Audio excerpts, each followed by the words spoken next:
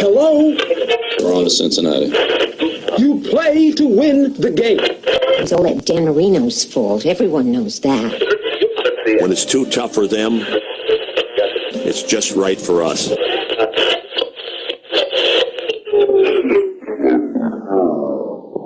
Covering the New England Patriots, Miami Dolphins, New York Jets, and the Buffalo Bills. 180! 180! Kyle Smith. What kind of defense is it? Because they're disguising their coverage as late. Julio Jones, Chris Hogan, identical stat line. Gary Smith. Percy Harvin threw a dumbbell at him, Kyle, in the weight room. Kyle, please, my butt. AFC East Bros Podcast.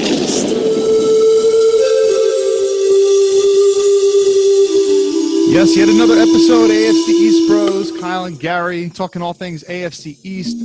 Jam-packed show tonight. We'll be talking about offensive linemen, the rookie linemen that were drafted in the AFC East, undrafted free agents as well with Brandon Thorn in a little bit. Our good buddy PatsCap, New England Patriots contributor Miguel Benzan will be coming on to talk about some of the Patriots contracts. We haven't gotten to speak to him about those since free agency has started, so pick his brain about that. Some news has recently come out about that. So without further ado, Gary, what's going on? Nothing much, Kyle. How are you? Doing pretty good, man. The end of the school year is in sight. Less than a month, maybe like 4-ish weeks of school, a couple garbage days at the end of the year. So it's almost finals time. Kyle, I think I'm going to have to make a public announcement tonight. What's that? You will be in search of for at least a month, a guy who's going to have to fill in for a host. I will be gone the whole month of June. Now, where are you going? Because I could take a guess, but I don't know if I'm right on this. But you want to tell me where you're going to be?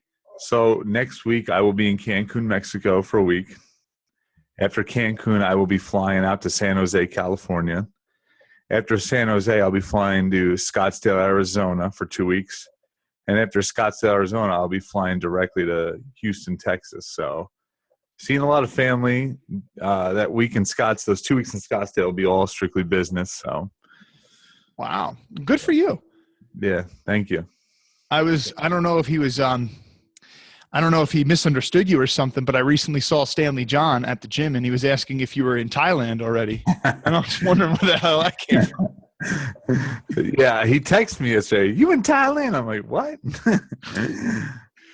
Oh, and I was like, "Not that I know of. We're doing a show in like 40 minutes." Yeah, he's too funny. I got to call Stanley up. Yeah, we got to get him on here sometime. He could use a good laugh. All right, but let's go ahead and let's get Brandon on, Gary. All right. Hey, Brandon, how's it going? I'm doing good. How you guys doing? Doing well. Doing excellent. Good. I'm a little sad my brother's not going to be here for about a month, as he just told me. That's breaking news to me, but I'm putting the word out, Kyle. That way you can have fillers in. Maybe even Brandon Thorn. Yeah, maybe you can come on for a little bit. I'm sure maybe Joey Blewett, Mr. Fahey would. I'm sure he'd. You know, Kyle, we need to put that Skip Fahey button in, man. You know.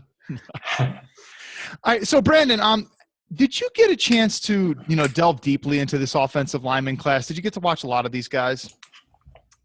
Yeah, I've probably watched over half of them in depth, and I've looked at all of them. At least briefly. At least a game or two on everybody. Mm-hmm. So let's get your thought on Deion Dawkins, then, Bills offensive lineman. Played left tackle in college. Some are projecting him to be a guard. Some are saying that his skill set could turn into an all-pro guard. I mean, what do you see from him? Yeah, it's kind of funny he went to Buffalo because I remember Cordy Glenn coming out. A lot of people projected him inside the guard, just because of his physical stature, and people, I think, thought that he couldn't really succeed on the outside, maybe lacked some of that athleticism. But I think Cordy Glenn is pretty safely a top 15, top 12 type left tackle in the league. And I kind of see Dawkins in a similar mold. He's, I think, predominantly a run blocker. He'll succeed in that area of the game, I think, immediately. Pass protection, I think, will need a little bit of work. Just the competition that he faced in college, I think, there's going to be that adjustment period and in terms of the speed of the game, the speed of the players he's going to see off the edge, things like that. But in the run game, I think he's ready to make an impact right away. And especially if Sean McDermott, runs a similar type of blocking scheme that they did in Carolina. I'm not really sure what's going on there, but if they run some of that gap type of scheme that Carolina really like to do, I think Dawkins fits very well in that. Yeah, I mean, I got to tell you, a lot of people are making issue with footwork, but when you put on the tape, the footwork is really there. I mean, I think so. I think he'll. Given it's going to really do a lot, have a lot to do with the coaching with Dion Dawkins. Right. The athleticism there, the mean streaks there. He's a finisher, which I love. I mean, you want a nasty offensive lineman. For sure. But technique-wise, he's a leaner. He lunges into guys. I think that's because he's overly aggressive, and sometimes he overcommits. But that stuff I think you can coach out of him. I think, and there's a lot of things you can coach up about the kid. But toughness, finishing, and footwork is all there with the kid. Yeah, he fits, the typical mold of a Buffalo offensive lineman. That whole offensive line is just really, I mean, the whole offensive line is a bunch of finishers, and I think that, drafting Dawkins just fits into that. He's going to fit, right away, with Incognito and Glenn and Wood and people like that who are just really good players. So he'll have, I think, that OL-friendly environment that I like. I mentioned that a lot. I think it's really important, especially a guy, coming out of a small conference like he did, to get into an organization and get into an offensive line room that has the experience, that has players that play a similar game to him that can sort of mentor him along. And I just think he's in a great position to succeed early. And like you said, I love his finishing ability and his competitive toughness and just how he plays the game. And, I think right tackle's a good fit for him as well. So we're hearing that the Bills are going to be running more of a zone blocking scheme. Obviously, it's going to be multiple, but that's what their offensive coordinator is known for. And one thing that really jumps off to me about Dion Dawkins is his ability to get to the second level. I mean, he gets to the second level, as Gary and I like to say, quick, fast, in a heartbeat. It's scary how quickly he can get there to cut off linebackers or cut off safeties. And so when I think about, zone blocking, and it's all about, getting to the second level and cutting a guy off. So I also think that he could fit well in that type of scheme. What are your thoughts on that? Yeah, I don't think his size, is indicative totally of his skill set. I mean, typically a guy that big, you think, throw him in a gap scheme. And I do think that the gaps type of blocking scheme, inside zone, I think he'll really succeed in, working off combo blocks to the second level, like you said, overtaking, releasing. I think he's smooth in those areas. With Rick Dennison as coordinator, definitely zone is going to be the predominant thing there. But, there's a lot of aggressive type of blocking in the zone schemes, specifically inside zone. So in inside zone, I see him doing really well right away. I agree with you, what I saw in the film. Another AFC East guy we're going to talk about in a little bit, I'm sure, Isaac Asiata, people look at people like that and they watch maybe a little bit of film and they think, yeah, gap scheme, he's big, he's powerful, he's mean. Okay. But those guys, Asiata as well, I think that they do have short area quickness and pretty good agility to succeed moving laterally, as opposed to just everything, up the field. So I would agree with that. I think he's, a good fit with what they're probably going to do. Let me ask you, before we move on to Asiata, and that was a good intro into him, but do you think that Dion Dawkins will, day one, overthrow Jordan Mills or Seantrell Henderson at that right tackle spot? You think he's immediate plug and play? I think it helps that there's a new coaching staff there. I think that helps his chances because everybody's starting new. So from that perspective, I think he has a pretty good shot. I'm particularly not a huge fan of Jordan Mills. I think he's, probably an average to below average right tackle. So, and judging where you drafted Dawkins or where Buffalo did, and I think that he's going to have every opportunity to. As far as making a prediction, I think that he probably will, win that job from day one, just because I think he's the future. And, unless he just really struggles with the playbook or something mentally, I don't see him not being on the field early. Awesome. One last thing about Dawkins. I don't know. I in terms of, I guess, like, obviously offensive linemen, they're going to develop their technique a lot. But I feel like in terms of what I saw with pass blocking a lot, like I didn't really like the way that, he kicks back, and I feel like, he gets sloppy with his footwork oftentimes, and, that leads to sloppy play. And obviously, it's going to be something that's going to be developed. But if you're projecting him to be a tackle or at the next level, that scares me a little bit. And I mean, like I said, I don't think he's going to be a tackle, but just when I watched him on tape, the couple games that I watched, one thing that I jotted down was relies much more on athleticism than technique. Yeah. Yeah, I mean, it's not a given that a guy's going to develop technique in the NFL at all. I mean, it really depends on, the coaches. You have Juan Castillo he has a pretty good track record of, coaching offensive line. Him with Dennison, I don't know a ton about their background as far as developing offensive linemen, but that would be something that I would definitely look into to kind of judge if Dawkins is going to, get that teaching. Because a lot of offensive line coaches, I think, are either predominantly teaching the scheme or they're predominantly teaching technique. I think the best ones kind of merge them.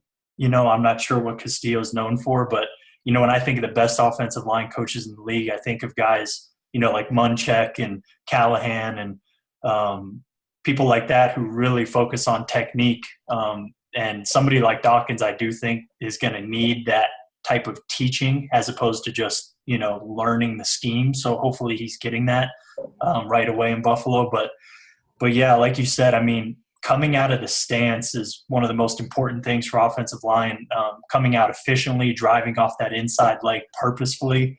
You can't just move that kick leg out and just, try to mirror a guy that way. Everything has to be deliberate and purposeful. I did think his stance was actually pretty good considering where he, played and the quality of players around him. But, there's definitely an adjustment period moving from where he played to where he's going to play, most likely at right tackle. I think he is going to have to hone down his stance, and I think that will kind of help fix everything, once he's operating out of that consistent platform, because there's so many guys that you watch in college where their stance is all over the place, and subsequently, the results of plays and how they block people is all over the place as well. So I think, hopefully he gets that really good teaching of the technique in Buffalo. I'm not really sure of, Juan Castillo's coaching style is, I'm not super familiar with that, so I can't really speak to what he's going to get or not get, but I do agree that he needs some work there. He definitely does. And, I hate to keep harping on Deion Dawkins, but I totally disagree with my brother Kyle. I think he is a plug. I think he's a right tackle through and through. And like I said, what leads me to believe that is the athleticism is there. He's very athletic, especially given his size.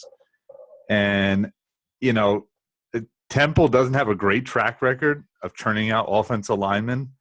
I mean, can you name me an all-pro from Temple? Probably not, who's an offensive lineman. But given the fact that he has a veteran group like a Richie Incognito, Cordy Glenn, Eric Wood, even John Miller last year had a pretty productive year. I mean, they were the number one rushing attack last year. A lot of the tutelage of Juan Castillo will probably go into Deion Dawkins. Like you said, I think he is going to give every opportunity to be that right tackle.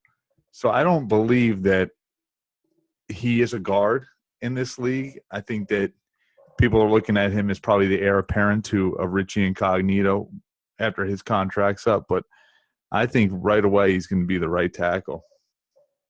Yeah, I mean, there's a philosophical debate of, if you have a guy who's a tweener, you're not sure guard or tackle. A lot of people say, put him at tackle and let's see if he could do it. If not, put him into guard.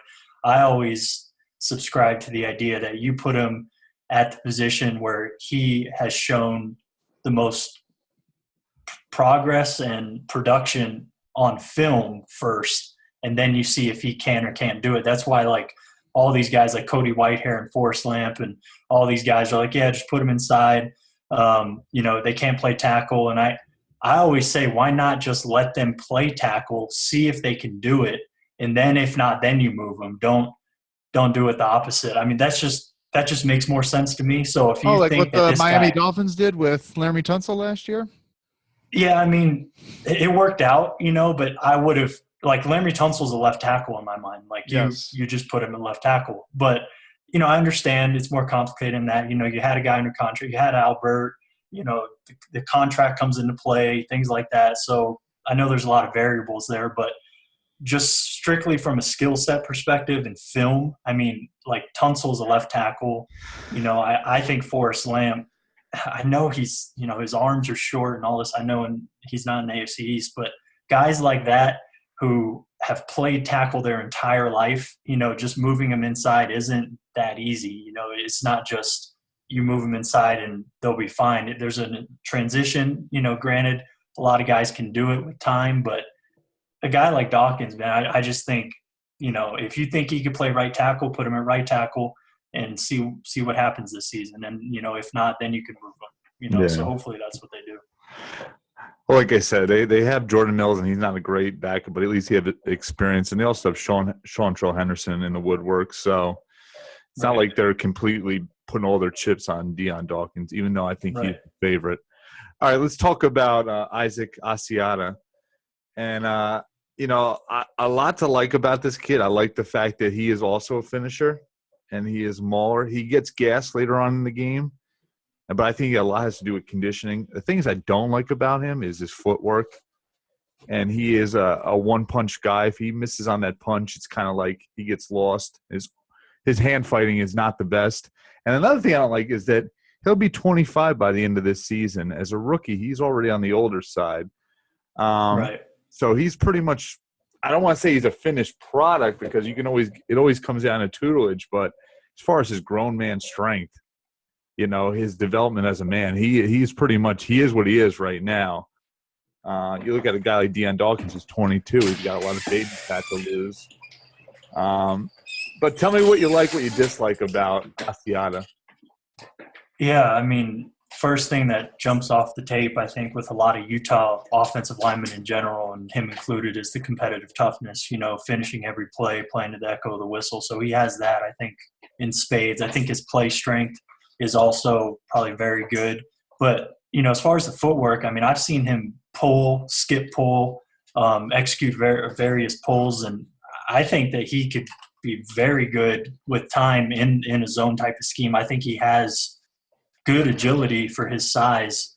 And I have a lot of clips on Twitter and other people I follow as well that I could share with you of him executing some pretty some good lateral movement in the zone game. So that kind of surprised me about him, considering his size and everything, because initially when you look at a guy who's, 323, you wouldn't think that similar to Dawkins, but I think he has the athleticism to succeed, on the next. Like he has enough, let's just say that, to be scheme versatile on the next level. I did notice on tape, though, what you mentioned as far as, endurance and stamina. I think that can improve. You did see him kind of fall off a little bit later in games here and there, but, so that's a concern. But to get him at pick 164, I thought was one of the best values in the draft, in my opinion.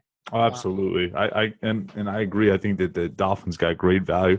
I thought it was the steal of the AFC East. I wouldn't say it was the steal of the draft, but I thought that at that pick, the Dolphins definitely got a guy that is probably a day one starter for them, especially a team that's been so decimated at the guard position the last couple of years. Right. Yeah, and they have an opening there at left guard, so I don't think he has a lot of competition there. No, I mean, right now their right guard is, I believe, Craig Urbick. Yeah. And that left guard spot is wide open, but even that right guard is not ideal situation for the Dolphins. Not at all. Yeah. Interesting. I only watched one game of him. I really wasn't a fan. And, when we were talking about Dawkins getting to the second level, I feel like this guy throws haymakers. And when he doesn't hit with those haymakers, he misses big time. And then you can basically hit him with the counterpunch there. But I saw him whiff on the second level a couple of times. I can't remember exactly what game it was. And he's got that mean look to him. But I also saw him being overly aggressive sometimes. And he kind of reminded me of Breno Giacomini, where he does some, Bush League stuff where he hits guys in the back after the whistle's over and stuff. And yes, he's a finisher, but at the same time, you also don't want to be the guy who's going to get your team a 15-yard penalty. I don't know if you guys saw any of that. Yeah, and back to Brandon's point about him pulling. I don't think it was his pulling. If you look at his pulling, Kyle and Brandon, it's not smooth and crisp like Richie Incognito's, where he's pulling to do a job to log. Like Kyle mentioned, he's pulling to do the kill shot. And he reminds me a lot of the Bills had drafted a guard in the 5th round, just like Asiata, named Cyril Richardson out of Baylor. And he was a big guy, and he was able to pull. He was very athletic for his size. And you watch him on tape, he moved really well. But it didn't translate over in the pros because, once again, he was a mauler, and he was looking to land that big kill shot. And you get an athletic linebacker that could just, lay around you. It doesn't sit pretty sometimes. Like I said, I'm not a big – there's a difference between getting out in space and doing your job, and that's just basically getting in the way of the guy who's the would-be tackler. And there's a difference between the guy who's pulling to just maul you at every single opportunity. And like I said, to me, he looks great when he's out there, but he misses a lot sometimes when he's pulling. Yeah, I mean, I'll probably watch 4 or 5 games of his, and overall, I think he's a good puller. I mean, I wouldn't call him elite or anything like that, but I think he's a good puller. I think more often than not, he is, hitting his target. And I think just his movement ability, getting a guy that late in the draft, it's really just about physical tools, production, things like that. But he's the multiple piece of clay, I think, that you would want in a guy at 164, where you could teach him, some of these things to be under control a little bit more, not go for the kill shot. These things aren't, I don't think, when I watch offensive linemen and I see things like that where they're over aggressive, I mean, that to me isn't, a deal breaker at all, especially, like I said, considering where he went in the draft. I mean, these are things that I think you can work on with him. And, just for him to have the physical ability, the movement ability, the agility, short area quickness for that size, that alone, and, also that mentality that he wants to kill people.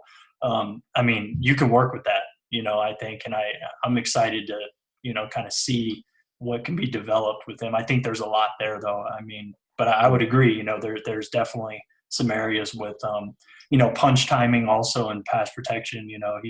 I think he does get over aggressive, but that whole offensive line was so aggressive that maybe he just, kind of took that a little too far, and just needs to be reeled in a little bit.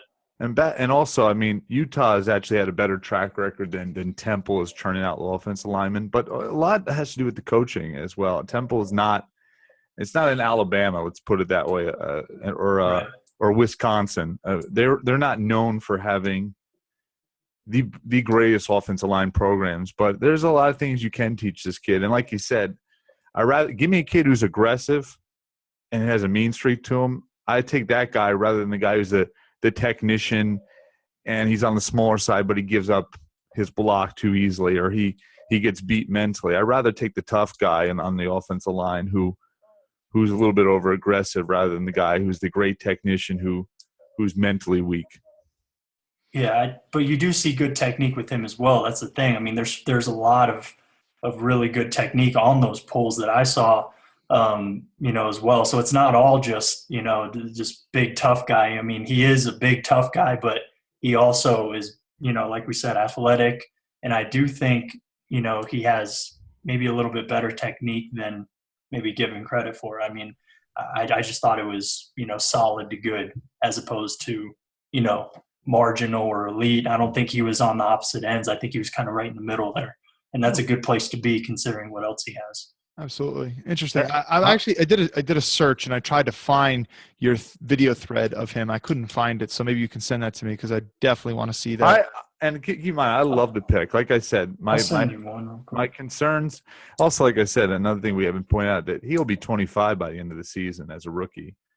That's the Utah thing, man. Garrett Bowles, Isaac. No, I know. That mean a lot of the players that come from BYU and Utah, they're Mormon and they go on missions, and they don't get their playing career start until their early 20s. But by that point, he's already a grown man. Yep. And there's something to be said for that for the offensive line. Let's go. Let's talk about Patriots offensive lineman Connor McDermott. A lot of people are viewing this as hey, listen, Bill is always thinking about the future. Bill Belichick, that is, and Nate Solder, kind of hasn't been up to snuff lately, and he's dealt with injuries, not this year, but the previous year, missed most of the season. So maybe Connor McDermott, get him a couple years with Dante Scarnecchia as his coach, and maybe he can be the heir apparent to Nate Solder. What do you think about Mr. McDermott, Brandon?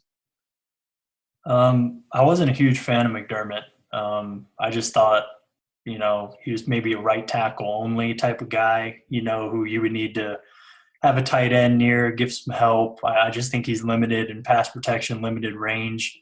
I saw him in person this year, UCLA and Colorado, and I don't know. I just wasn't very impressed. I just thought he was a guy. I mean, getting him at pick 211 probably matches that, late developmental type guy. He needs a lot of work, I think, in pass protection. Not overly strong or powerful either in the run game.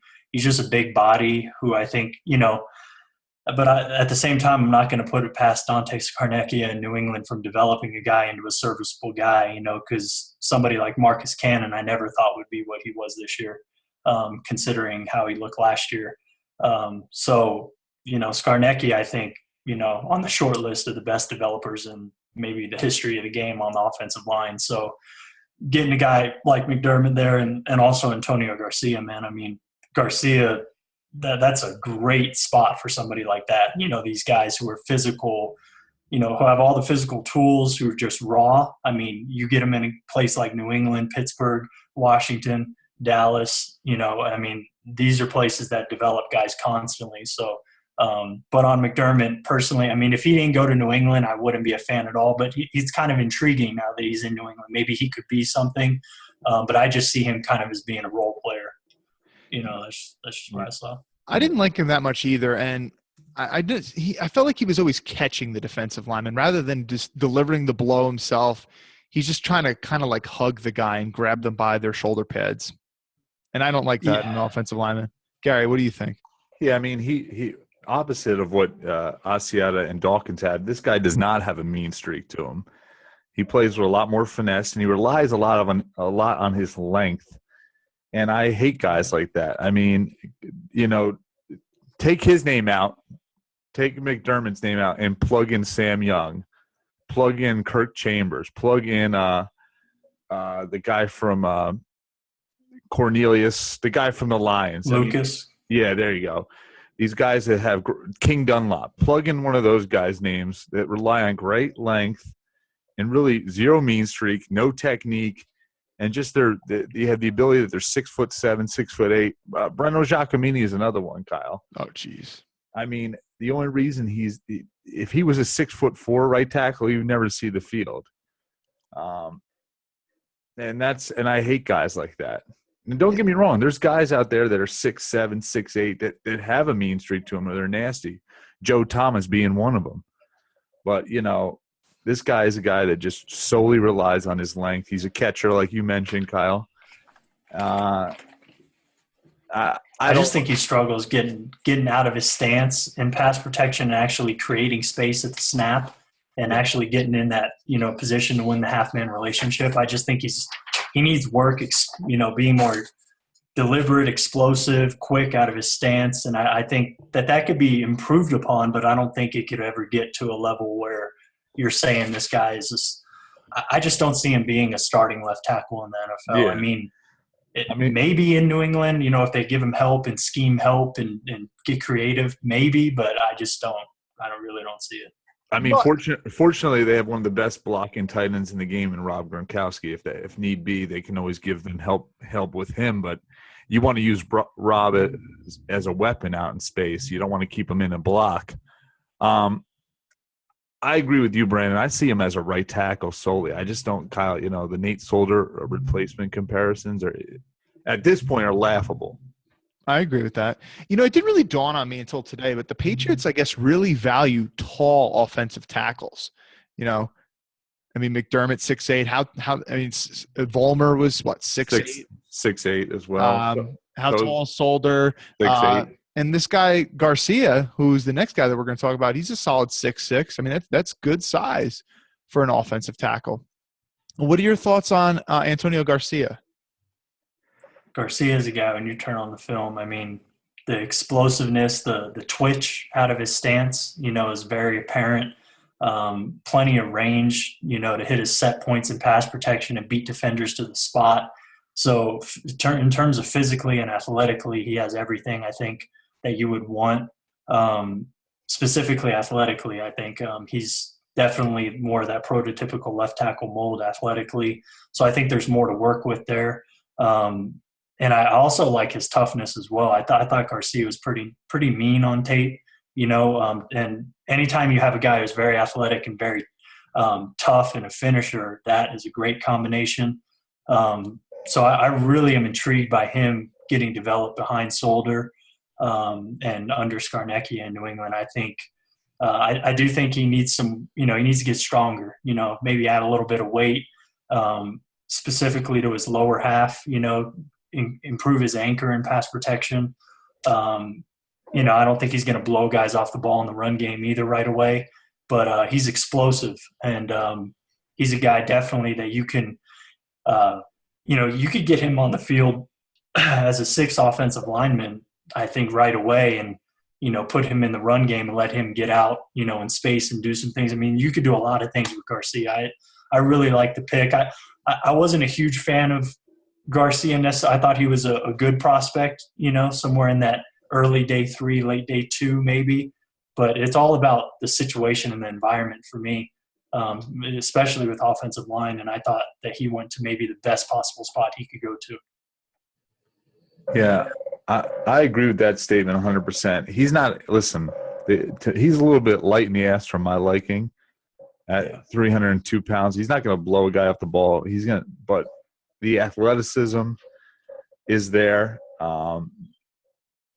Personally, Kyle and Brandon, I wouldn't be surprised if he might be a starting guard for them day one, because that's an area where New England's totally lacking, especially in pass pro. We saw the championship game. I mean, we saw Shaq Mason get completely destroyed in pass protection. I mean, Tom Brady was getting creamed.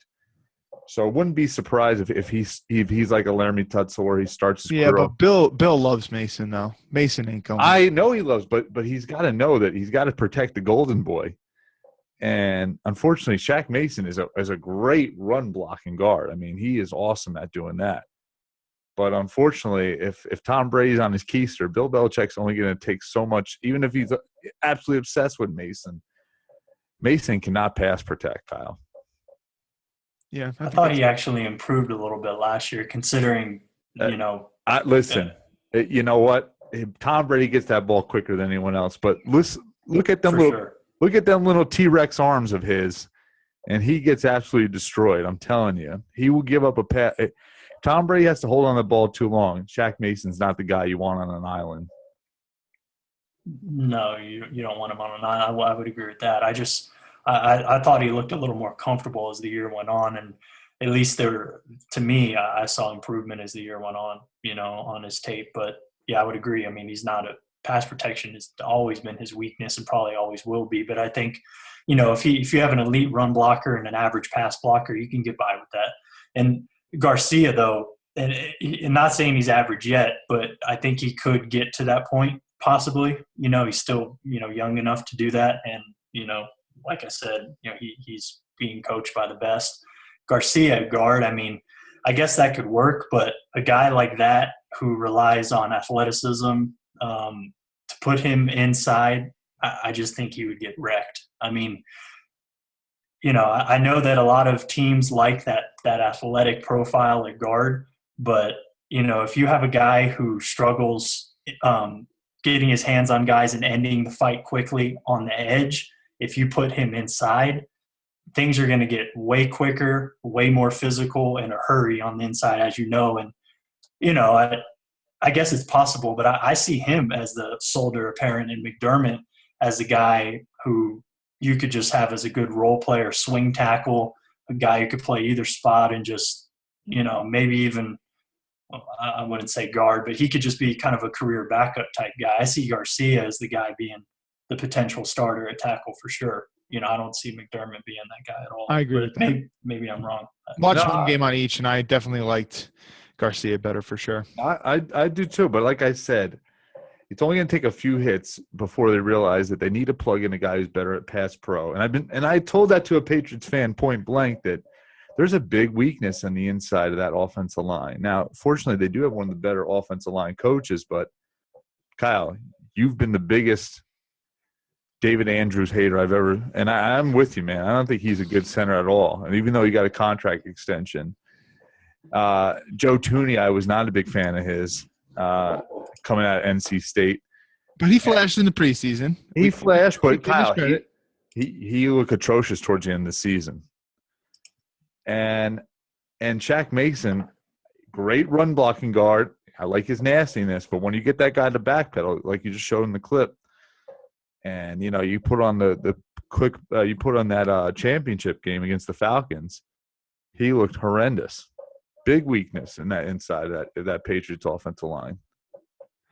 So Brandon, I guess let's start with Andrews then, because we've been talking about getting you on for weeks now, and I got a lot of flack on Twitter for my criticism of David Andrews. But I know that I guess you're a fan in the sense that the value that the Patriots got him at, you said that, he was all underrated NFL team in terms of center, I think is the award that you guys gave him, which is pretty high prestige. So I guess tell us why David Andrews is an underrated center and better than Gary and I think. Yeah, well, this year there was a couple centers that I was thinking about putting on the team, but Andrews is a guy who, to me, gets prior to his contract extension, and the only thing I ever heard about him was negative or nothing at all. So I decided to really watch his film. I watched 5 tapes for the breakdown, and I've watched almost every tape of 2016 only of him, not in completion. I've watched about 5 completed tapes and almost, a half of every other game. And I just think for what they ask him to do, I think he's a good player. If you look at all 32 centers in the league, I think you would rank him right in the middle of the pack. There's several centers that I would put below him. So let's just talk about the things that I think he does well. Competitive toughness definitely is there. Mental processing, he's one of the smartest centers in the league, in my opinion. Use of hands, I think, is very good. I think he uses his hands to create leverage well in the run and the pass game, and I think he plays a really good natural leverage. I think he will get overwhelmed at the point of attack against, the big hulking nose tackles, with very good length and power. They can get into his chest, but I think he recovers, reestablishes his hands, and that natural leverage and pad level, I think, really helps him, sustain blocks. He's definitely not a people mover on the inside. He's a zone-based running scheme is his ideal fit with some gap principles mixed in. I think he can hook guys, get around guys. You could see that wrestling background with him. I just think he's one of those tough, gritty guys on the inside who's, a guy who can basically run the offense and, tell everybody where to go, rarely makes mental mistakes. And, yeah, that's just kind of what he is. I think he's a good player. Gary, your response? I totally disagree, Kyle. And I've been on and Brandon, I respect your opinion 100%, man. But, Kyle and I, I've went to your defense, Kyle, and I was thinking to myself, do the people on Twitter, do the Patriots fans have a point against my brother? And I wanted to side with them so bad, Kyle, because you know what? I wanted to say, maybe we can have some good material, you and I going back and forth on the show. But unfortunately, I couldn't have any good material because I had to side with you, Kyle. David Andrews is a leaner. He's not strong at the point of attack. And you mentioned that the big nose tackle gives him a problem. Well, not only does the big nose tackle give him a problem, but the athletic defensive tackle gives him a problem too. And not only that, not only the athletic defensive gives him a problem, they stick defensive ends in front of him because he's slow off the snap. He's a leaner. He's a reacher. He stays stationary with his feet in his hands. And he gets beat on the point of attack. All these clips are just proving our point. This is This is big. This is big. What's his name? Shelton. Danny Shelton right here. Big Danny Shelton is. I mean, this guy who's a 355-pound guy, and he's beating on the point of attack. We just put the Whitney Merciless clips on the screen. Beats him on the point of attack. Jadeveon Clowney. I mean, there wasn't a game that went by where David Andrews played flawless. In fact, at least one. This is Marcel Darius, and now Marcel's a little rare combination of not only big size but of rare athleticism. But he's just not good. Period at blocking any type of defensive tackle. I will agree, definitely, Brandon. And one thing that you said to me that I don't think I really appreciated as much until you said it. I do think he's very good mentally. Yes, and I agree with that too. But like I said, he could recognize a blitz. He could definitely diagnose a play. He's a smart player, but that only gets you so far in the game. Well, the thing is, with a lot of the clips that I'm pulling up, is whenever he's asked to isolate block a guy one-on-one, whether it's a more speedy type of guy or it's a big guy, that's when I think he's at his worst. I think he's definitely a better run blocker than pass blocker from what I've seen. And I think he's really good at working combos and stuff when he has help. Brandon, you have a really good thread that I'm about to pull up. I think you can do a lot of things with him. You can move him out in space, peel black blocks and things like that. I think he works well with that. But if you're asking him to block one-on-one and it's just him one-on-one and then it's a straight direct shot right to Brady, to me that's a little scary, and especially when you pass as much as the Patriots do. Brandon, we've said a lot now. What do you think in terms of what we said?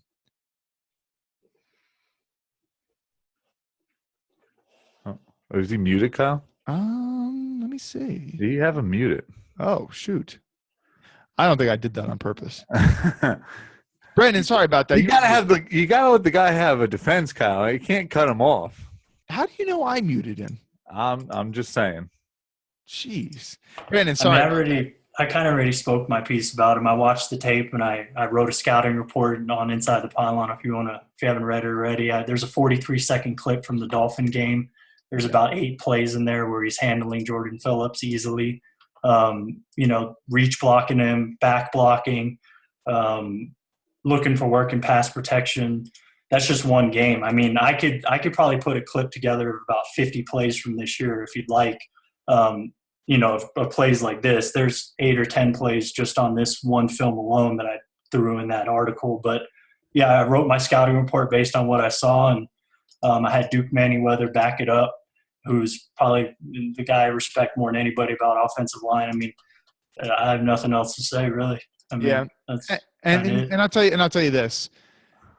I am open-minded enough that I would change. I'm willing to change my opinion on him, and it's not like you're up here hyping him up that he's elite or anything like that. So definitely respect that.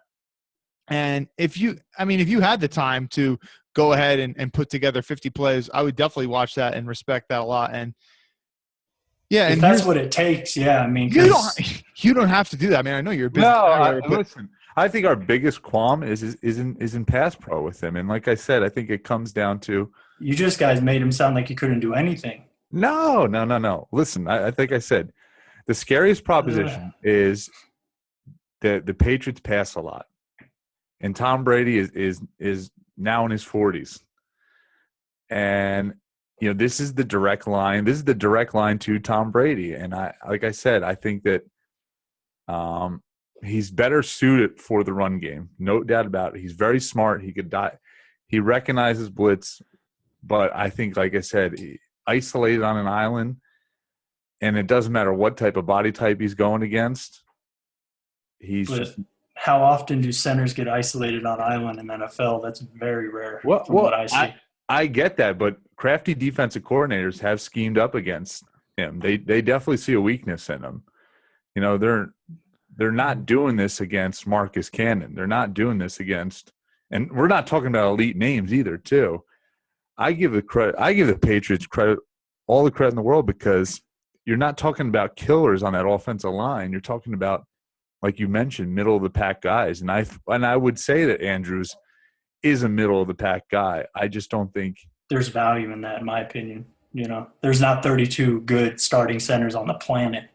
So with that in mind, I think you have value there, and I think the Patriots, rewarded him as such. But I'll tell you what. Like I said, we're open minded, but we've watched a lot, and there's a lot that we don't like about him that scares me, and it would scare me if I was a Patriots fan. And I have the golden child on my team, and this is his direct line of defense toward But it's not hurting them at all, though. I mean, like I don't. You know what? Brandon does bring up an excellent point that, like, how often is a center isolated in the end? That's something that I thought about on my own. I listen, like I said, we're open. We're not completely crapping on the guy. I don't want you to think that. I just think that the few times he was isolated, he showed his weakness. And I gotta tell you, I would think any center in the league would get probably exposed if they're isolated one-on-one. There might be 3 or 4 in the NFL that wouldn't get exposed versus Jadeveon Clowney, Whitney Merciless, Marcel Darius, the names that you're mentioning. I mean, I could think of maybe 2 or 3 that could win the majority of the reps versus those guys, maybe. But that's just me. I don't know. It's not even and we'll move on from this because it's not even the fact that they're getting just complete bull rush or beaten with speed. He's losing the hand fighting though. Isn't that scary when it's Danny Shelton? That's my question. We're not talking about a guy. That's one clip, though. I mean, I don't know. It's a fair thing. And hey, Brandon, listen. If you decide to put together that, and you don't have to do that at all. You don't have to prove anything to Joe Schmo me. Yeah, don't. Maybe. I've said my piece, so I'm pretty comfortable with my evaluation. Listen, that's the beautiful thing. It's just an open discussion, and we're gonna have a difference of opinion. We're not the biggest fans, but like I said, I'm not a complete. I think he's a lot better than Stork. I got to tell you that much. Yeah. All right. Well, I can't say that I've been following your work for a tremendous amount of time, but Brandon, I respect the heck out of your work in terms of offensive line play. Although I used to play. You do tons more evaluation than me, so I'll go ahead and say you know a heck of a lot more than me. So I'll trust your opinion on this, and I think I'm going to probably look at him with a more open mind going forward. So we really thank you for coming on, talking about some of these guys. We didn't get to talk about so many of the other guys that are still in the AFC East, offensive linemen that have already been in the AFC East. But we'd like to do that maybe, when news slows down going forward in the summer. So maybe you can come back on in a month or two if you'd want.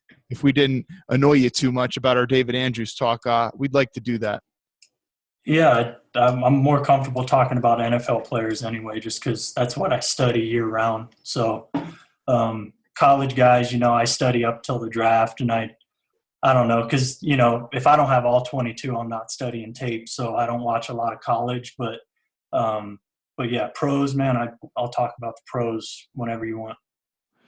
All right, thanks, Brandon. Hope we didn't annoy you, man. Appreciate it. Take care. That's Brandon on Twitter at Veteran Scout. Writes for InsideThePylon.com. Lots of really great writers who really know their stuff about football over there, including Mark Schofield, who's been on the show a couple of times. Go ahead and give Brandon a follow. Really knows a lot about offensive linemen. And Duke Manyweather, another guy who he brought up, also knows a tremendous amount about offensive linemen, was a former NFL offensive lineman. So, sometimes you got to just take a step back and respect the guys who really, really are grinders and watch a lot of offensive line play and evaluate them. So give them a follow. And Kyle, at the end of the day, it doesn't matter what our opinion is. Bill Belichick's plugging him in at center. I mean, that says a lot. So. Yep, and we've hyped up Dante Scarnecchia since the beginning of when he came back to the Patriots for this coming season. And you saw the dip in Patriots offensive line play those 2 seasons when Scarnecchia was gone. And and you clearly noticed an uptick in Andrews' play with Scarnecchia. And obviously it's a rookie year versus a sophomore year, so you'd expect an improvement anyway. But not only that, how about Marcus Cannon? Can we talk about Marcus Cannon? Yeah. This guy was dead to rights before Scarnecchia got there. Now you gotta say that he played top 15 level right tackle. I mean, if I would say he was one of the better right tackles as of last year. Yep. Yeah, let's go ahead and let's put on our good buddy Miguel Benzan, PatsCap.com. Miguel, how's it going, man? And thanks for the wait. Oh, no problem. I happen to agree with Brandon. I think that's why. I figures you would. Hey, I can't help it, but because I don't know if you saw following me on Twitter. He was one of the guys I thought they would get extended this year. So I was like, when they got extended, I was like, patting myself on the back. I'm sorry. So I think he did it. I mean, I read his. I don't know how many. Please, people who's listening to the show, read his piece on Inside the Pylon. I'm going to tweet it out again, the link to it. But it's a great piece. No doubt. Hey, listen, we're Kyle and I are entitled to our opinion, aren't we? Yeah, I just happen to think you guys are wrong. That Miguel laugh is classic. That's my God. We need to put a soundbite of the Miguel laugh. When Kyle Fahey does a dumb point, we just hit the Miguel laugh button. I think that'd be terrific. Yeah. The only problem, Miguel, is that when Kyle Fahey comes on, we'd be hitting that button way too much. That's the problem. Oh my gosh. Yeah. Miguel, so he did get extended, as you said he was, and I really didn't look at the specifics of the contract yet. I'm going to pull up your website right now to look at it, but tell us. It's not on there yet. I've been I was on vacation, as I DM'd you. I was on vacation. I haven't had a chance to put the numbers up. So let's just talk about the deal. He got like a $1.6 million signing bonus. Interesting enough, every veteran Patriot has a 46-man active roster bonus. Usually with James White's deal, those 46-man active roster bonus started in 2018. With Damian Andrews, they started in 2017. All right, so he's going to get every time he's active for a game, he's going to get a bonus. All right, so he's going to get so in 2017, it's $18,750 per game. In 2018, 19, 20, it's $25,000 per game. So he's gonna get, he can earn about $1.5 million just by being active for each game. All right, and then he's got his salaries. His 2017 salary did not change. 2018 salaries $900,000. 2019 $2 million, and then in 2020 $3 million. His highest cap number is going to be $3.8 million, and that's in 2020. All right, and he does have incentives, play time incentives on his contract, and I think because the Patriots like not to rotate the offensive lineman, he has a great chance of earning all of his incentives. So he's got $700,000 each. Off the top of my head, I had it up and then I lost it. Hold on a minute. Where are you? He's got about, I'm going to say $700,000 in incentives each year that he can earn. I think he has a great chance of earning them. And I asked my source, all right, are they tied? Is it just playing time? Is it like maybe they're tied to like a Pro Bowl appearance? And he said, as far as he could tell, they're just playing time. For example, I don't think I even tweeted this out yet because I was writing a blog piece. So if he plays 65% of the snaps in 2000 each year, he gets $250K. All right. Since he plays usually 100% of the snaps, that's easy for him to make as long as he stays healthy. 85, it's 450, another $450K. So 85% of the snaps, $700,000 a year. I think that's a great deal for him. I mean, okay, let me say, because the question I don't know if you remember, Joe Banner had said this was a horrible deal. And I asked, and I in my own podcast, I went on a 15-minute rant for Andrews or for the Patriots. For Andrews, he thought it was a great deal for the Patriots, a horrible deal for Andrews. All right, and I went on a rant on my podcast. How can you say that if you don't know the numbers yet? All right, and then you look at the numbers, and I'm gonna tell you, I was surprised that he only got a small signing bonus, in my opinion.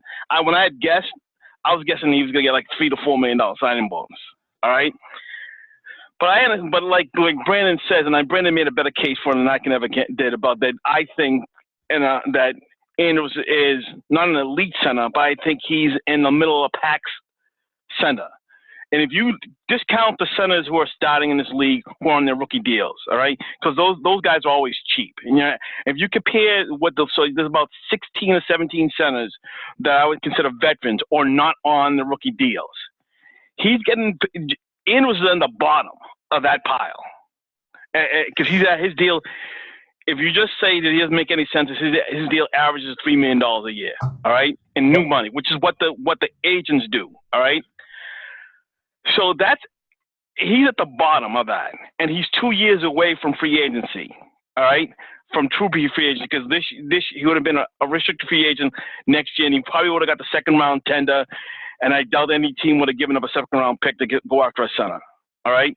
So he was 2 years away from true free agency because we all know that he wasn't going to get franchise tag or transition tag if he became a free agent. All right, centers that just doesn't happen to centers. I don't think that would ever happen to an elite center. All right. So I'm like asking Bannon. I asked Bannon to come on my podcast and to say, why'd you say this?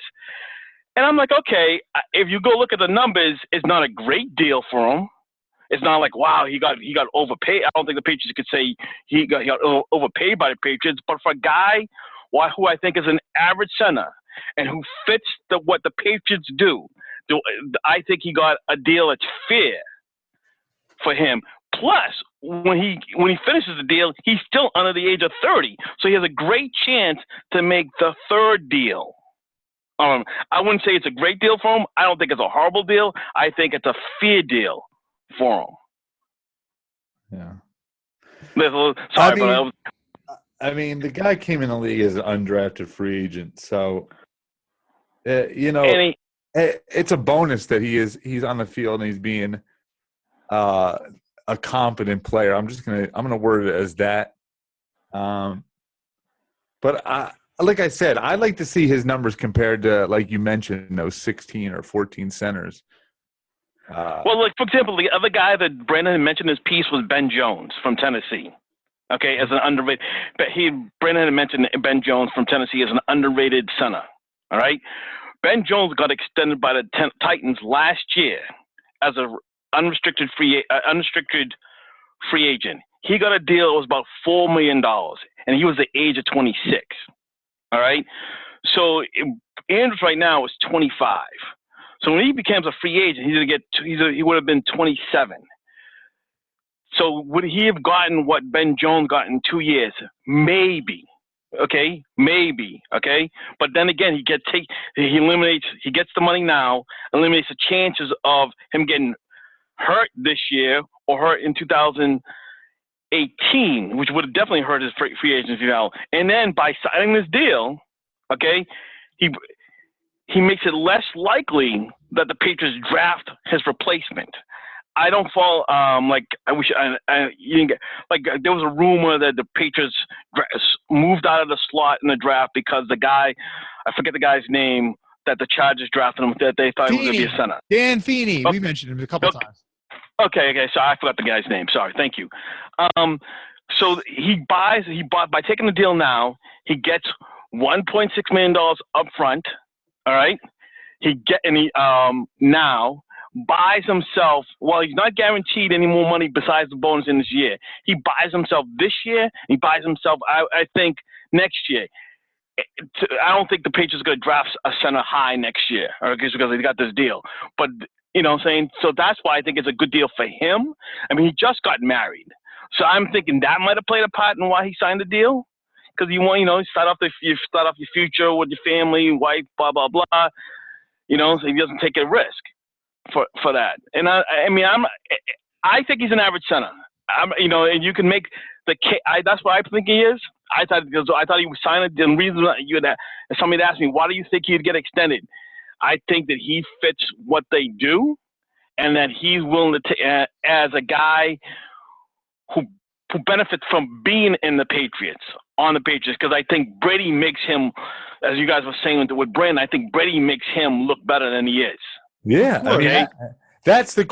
Listen, that's what I was trying to get at, is that Brady has it, because even Brian Stork was playing Kyle, would you say a similar level of David Andrews without the off? I don't think it's crazy to say that a lot of people after Stork's first year. I mean, Stork came in as a rookie, not a high draft pick, and had a pretty good rookie year. And I'm sure there was a lot of people saying, hey, listen, we might need to look at Stork as an underrated type of guy. And Miguel, when you say that this is a fair contract for the player, even though I'm not an Andrews fan, it's certainly not a big contract. But I tend to think that it is fair because, listen, I mean, Andrews could get cut by the Patriots, and who knows if he could ever be, a quality starter with another team. That's what I'm trying to come at. I don't think that Andrews cuts the mustard on 27 rosters. I don't think he's the starting center. I just don't see it. I think. Okay, so I think the contract reflects your concern, Gary. Okay, because he gets the big money at the end of the year, at the end of his contract. For example, his salaries in the first 2 years goes from $615 and $900. Then it goes to $2 million and $3 million. Does he get to the three? Does he get that $3 million salary in 2020? Unless if he doesn't improve to address your concern, I doubt it, because the Patriots can cut him with very little dead money in 2020. And this is why the Patriots are the best franchise in the National Football League, because of contracts like this. Yeah, Andrews had a choice. You know what I'm saying? And like there are some deals, like for example, I'll say this I don't think I said this on other podcasts. I thought Dion Lewis's deal was horrendous. It just happened to work out for him that he got injured in the same year he got signed a deal. I mean, for the guy who was blowing up the league to sign that deal and get that very little money, I thought was a horrendous deal for the player. Okay, like David Andrews, it's a average deal for an average center, but if he stays healthy, he's got a great chance of making his incentives. All right, because they're not doing this rotation thing they were doing before. So he's going to play. He's been playing 100% of the snaps. He's going to get the 80. He should definitely get the 85%. I mean, for example, Ryan Allen, who was also an undrafted free agent, he also signed an extension with 2 years left.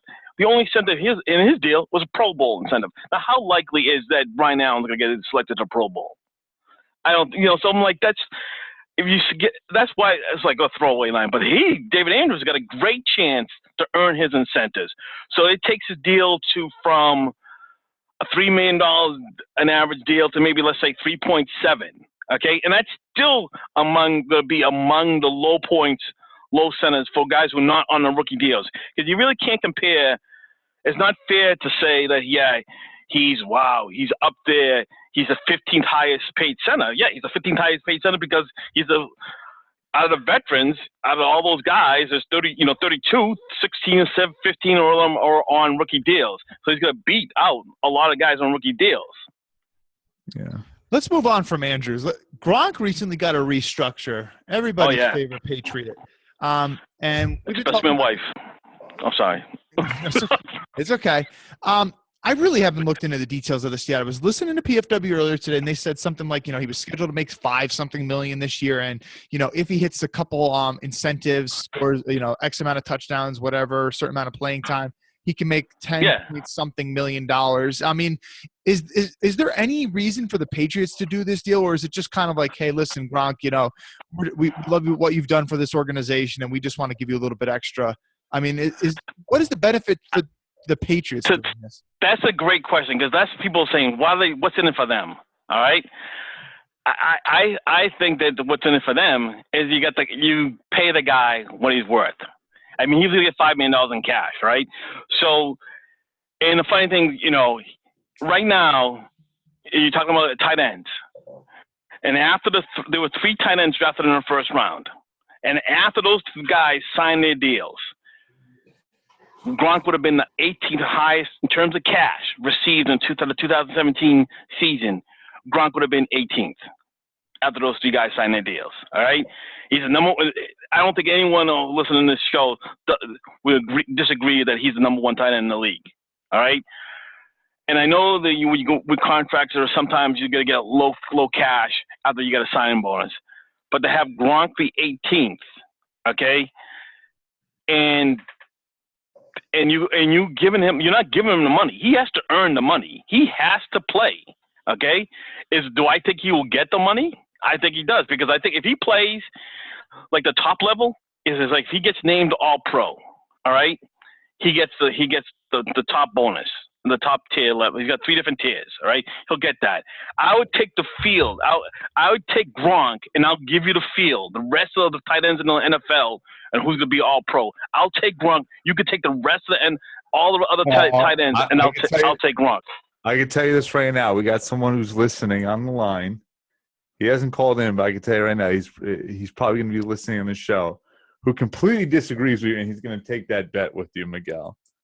All right, let's do it. Let's do it. I will set that bet up with you. It's none other than our father, Gary Smith Sr. Because if you ask him, Travis Kelce is the best tight end in the National Football League. Okay. He also said that Kelce's a better white dancer than Gronk. I think. Okay. I think Kelce definitely has better dance moves than Gronk. No doubt about that. Yeah. As far as the tight end goes, I got to give it to Gronk. All right. So, like, for example, I don't know what the guys in PI didn't listen. I didn't listen to him today. I was doing something. I usually listen to them after the show. I don't hardly ever listen to them live anymore. So, for example, to get he's got 3 different levels, right? And then the interesting part is that the first person who reported was Adam Schefter. His numbers about what he's going to get is different from the other reports from like, for example, Ben Volen and Jeff Howe, who both say they talked to Drew Rosenhaus.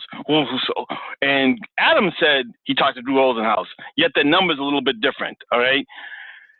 So he can get to like $5.5 million incentive, right? And if he gets that by getting to the highest level is 90% play time. Forget that. He has hardly ever done that. 80 catches. If he's healthy, he gets 80 catches. 1,200 receiving yards. If he's healthy, he'll probably get that. Or 14 TDs. He's hardly ever done that. But the All-Pro thing, if he plays close to, I say if he plays at least 13 games at a Gronk level, he's an All-Pro. He's going to get to the All-Pro. So I know, like, for example, every time he's played at least 15 games, he's become an All-Pro. But I think that he's so much better than the other tight ends in this league. All right? And I think that he will get to the All-Pro level. I'm saying, for example, he's been in the NFL seven seasons, right? To get to the top level, he's the top tier for catches, 80 passes. He's done that twice. To get to the top level for 1,200 yards to the top level, he's done it once. He's over in 2000 to get over 1,200 yards. But 14 touchdowns, it seems like a lot, but he's already done that one time. He's only had 90% play time once. I'm not worried about the All-Pro. He's been elite 7 seasons, been an All-Pro 3 times. If he's healthy, Gary, for your father, I will take the bet. I don't know what he wants to bet. Oh, okay, Kyle. We gotta set this up. Right. Whatever you want, I'll take the bet. I'll give him the rest of the field, and I'll take Gronk. Oh, well, I like it. This is what makes the show more interesting. And you know what, Miguel, I'm with you, man. I'm on your side. All right, let's move on from Gronk. And last question, Miguel. I want to ask you about the Stephon Gilmore contract. A lot of people were outraged. Paying Stephon Gilmore that much money? Wow, the Patriots are crazy for doing that. Crazy. You don't see this type of behavior from the Patriots. The Patriots usually. Oh no, this is the biggest contract they ever gave to a free agent. Biggest money, the highest money they ever given to a cornerback. All right. Crazy is interesting. I don't know why we see crazy. Because personally I thought they would give a cornerback big money this year. I just happened to think it was Malcolm Butler. Okay, I was wrong about that. All right. The deal is. I don't know what they were thinking about when they tied 7. He got $13 million a year. I think that was around what everybody was expecting. I mean, it's strange for the Patriots to do that. It's unusual for the Patriots to do that. Is it crazy for them to do that? No, you got a top. They believe he's a top cornerback. They paid him around the market value of him. I mean, I don't. I don't understand. I don't understand the. I saw some criticism of it. I just don't understand it. I don't know what you want them to pay. Well, I think the criticism comes, Miguel, is because, hey, we're the New England Patriots. We win without these big free big ticket agents, free agents. Why are we going out to do this now? We've been winning without these guys. Why do we need to go and spend for these type of guys? Are they going all in, Miguel? Is this the last ride for Brady? It is the last. Okay, I see that all-in thing implies that they hurt the future years, and they have not. Okay, they're in great shape for 2018, 19, going forward. They're in great shape. I mean, so that all-in talk, that I find that I see that. I just avoid those. I find those articles clickbait because when I read a couple of them, they don't talk about how much cap space, and no one knows right now what the cap is going to be for 2018. But I tell you right now, the Patriots are going to be in good to great cap shape for 2018, depending on what happens. And none of us know how many players are going to get injured during the season. All right, and I don't know what players are going to earn the incentives for 2017. I don't know. We're not going to know that, and we're not going to find out if the Patriots get any money for Aaron Hernandez until all his legal battles get, because they got $3.25 million. They should be definitely getting. No matter, I know his conviction was abated or whatever, but I still think they're going to get the $3.25 million from that. When you say all in, it implies that you hurt yourself for the future, and they have not done that. So I see what you're saying, like, they never done it. But I think one reason they did it because they had the space. They started free agency with a ridiculous amount of cap space, $60 million. Most cap space they ever started off season with. The most cap space that any defending Super Bowl champion had with. They have to spend the money. I mean, like, they're going to spend the money. What was the point? Like, there's teams out there like Tennessee, the Cleveland Browns, who got still much more cap space than the Patriots do right now. All right, and you can't. The only way to be better is that everybody says that this team is better than the 2016 because the Patriots did spend the money on players and got out there. So I think the Patriots sometimes are The Patriots always win by getting good value, though. Like, you might say that Chris Hogan is good value. I don't know that Stephon Gilmore at that type of contract. And here's another thing. But how much? Okay, but what would have been a bad value for him? How much would? I can tell you. He got $13 million, and it's 2 years. It's 2 years, and like most NFL contracts, it's 2 years. He's guaranteed 2 years to be on the Patriots, and then let's see, because they can cut him. This is the thing that I'm going to be laughing about if it happens, and this could happen if Stephon Gilmore doesn't get comfortable in the scheme and does not have the year he had quite like the last 2 seasons, and the Patriots fans would be like, well, we could have Logan Ryan for much cheaper, and this guy's been a mainstay. Yeah. I mean, how many times? Excellent point, Gary. I mean, how many times does that happen? Where a guy comes into a new building, new scheme, and for whatever reason, it just doesn't. I mean, we saw it with the great Darrelle Revis, where he went to Tampa Bay. For whatever reason, he was not the same player. And then, of course, there was a resurgence in his career, and he became the guy that we once was in the Jets uniform. But that's the thing I think that Patriots fans are also concerned about, that they spent a boatload of money on Stephon Gilmore and Logan Ryan, who was a very productive player for them. They could have had for much cheaper and kept him in the building. Yeah, and that is a fair point. I mean, because I can't disagree with that. It's a fair point. But the thing is that maybe Logan Ryan's wanted to leave. Maybe they think that Stephon Gilmore is a better player than Logan Ryan. I mean, Logan Ryan got about 3 years, $30 million from the Titans. If I was surprised, I thought he was getting more than that, which tells me that the league didn't value him as much as I think the fans liked him. I mean, the fact that he only got 3 years, $30 million, $10 million a year, I think that tells me that I was overrating Logan Ryan. I mean, and he got it from a team that doesn't pay their players. The Titans do not pay their players at all. They have very few players who are making over $10 million a year. I've said this from day one. The league dictates what a player is going to make, not what you feel or not what you think. And that's what I said to Kyle about Tyrod Taylor, that he thinks that he could have got more somewhere else, but I guarantee his agent already sniffed out what he was probably going to get in the offseason or if there was rumblings about him leaving the Bills. And the same goes for Logan Ryan. He's only worth of what a team's willing to pay. Yeah. But the fact that he got – so I'm like, man, because I thought he was going to get like 12, to tell you the truth. Because I thought, he comes 2-time Super Bowl champion, really healthy, never missed a game. He was the youngest Good free locker agent. room guy. Yeah, all that good stuff. Gets the turnover. Not only that, Kyle, he's a Rutgers guy too. Belichick loves Rutgers guys. That's – Oh, yeah, man. Yeah. I don't know. They re-signed Harmon. I'm like – birthplace of college football. We live right next to Rutgers, Miguel, and we always see those banners all over the place, the birthplace of college football of Rutgers. Was that real? Is that for truth? It is. The first college game ever was Princeton versus Rutgers. Oh, I didn't know that. Okay, I'm sorry. Yeah. So now you know. So now you heard. No, I know. You heard it here on the AFC East Bros first. How about that? We're teaching the great Miguel Benzan. Hey, Miguel, I'd like to get you on maybe sometime in the near future if that's not too much trouble. Oh, no. Anytime. Thank you. Because I'm not going on vacation again until July. You were very kind with your time and being. I'm telling you, Miguel must be rolling in the dough. 2 vacations in less than 2 months. Hey, listen. I've been working for my company for a long time, so I get a lot of vacation time. Hey, but Miguel, listen, you're going on a trip. You gotta be gone for 4 weeks. You're talking about me rolling in one.